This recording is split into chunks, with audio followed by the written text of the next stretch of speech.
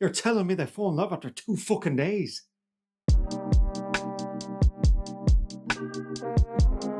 Definitely need to work on that accent. A Big, Bold, Beautiful Journey. It's the new film from Kogonada.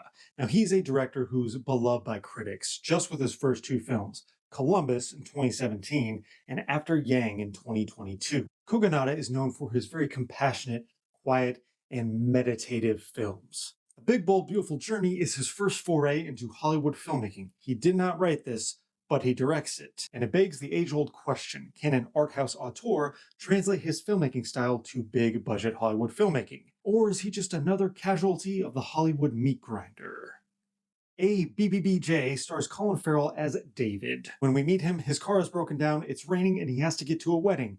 So he goes to a mysterious rental agency. There, Kevin Kline and Phoebe Waller-Bridge offer him a 1994 Saturn with GPS that takes him to the wedding, where he bumps into Margot Robbie's Sarah. David is a loner. He doesn't need any love. And Sarah, she just goes around breaking men's hearts and jumps out when it gets too emotional.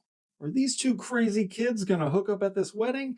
Not quite, but through sheer magical realism, the GPSs and the rental cars bring them together. Now they're on a road trip together, led by this magical GPS that takes them to literal doors that open portals to their past selves. It seems they're being presented with an opportunity not to correct the past, but to learn from it so that maybe, just maybe, they can forgive themselves and fall in love with each other.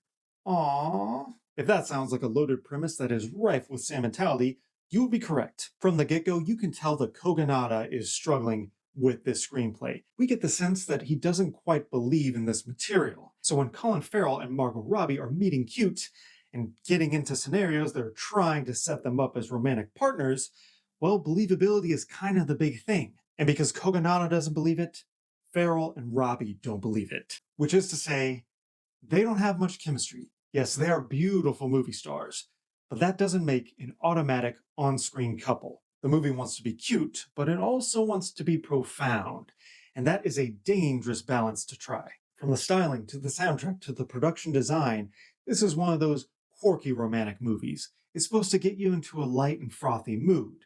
That's all well and good, but when the movie tries to pivot to deeper and more resonant conversations and scenes, well, it just comes off as phony. We're not in reality, obviously, because there are magic doors. We're in Hollywood reality. And Hollywood reality is often bland, generic, and as far away from real people and real situations as possible. These characters are nothing. They're a good-looking guy, a good-looking girl. They bond over Burger King. They argue a little bit on their philosophies of love, but they never really get to know each other. And so now they're conflicted about true love and romance and finding your soulmate. But when you have 2 reasonably well-adjusted people who have a few skeletons in their closet and they're beautiful, well, this kind of just becomes a movie of first world problems. You know what? I'm going to go a little deeper and harsher on that. This is a movie about white people problems. Nothing is really at stake here. If they never get together, they'll just go on living their pretty and privileged lives. And this is where Kogonada is all wrong for this material, because you get the sense that if he had written this, he would be more specific culturally or socioeconomically or even just philosophically. Because this is a generic white people romance, David and Sarah are just generic white people meeting, breaking apart, and then getting back together. And so by the 2/3 mark, when David is proclaiming his love to Sarah, it lands with such a thud that it kills the rest of the movie, which is supposed to be the most emotional part. And it's a shame because these are good actors and Kogonada is a good director with relationships. His first movie, Columbus, was just about 2 people connecting, walking and talking and understanding each other. After Yang, I was way less positive than most people, but I could tell this Kogonada guy, he's got something. He needs to stick with it. A Big, Bold, Beautiful Journey is a major roadblock in his directing career. But my suggestion, Kogonada needs to stick to writing for himself, and let's hope Hollywood will come calling again.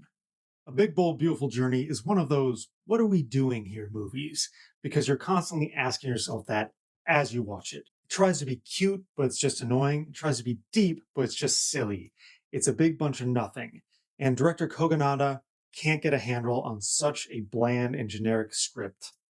I give A Big Bold Beautiful Journey a regrettable 2 out of 5 stars. If you like this review, please like and subscribe or follow me on Letterboxd at RamirezS316. I see you, Robbie. You're almost playing a Manic Pixie Dream Girl with your little stupid hat and your outfit and your smile. Not quite a Manic Pixie Dream Girl, but you're on notice.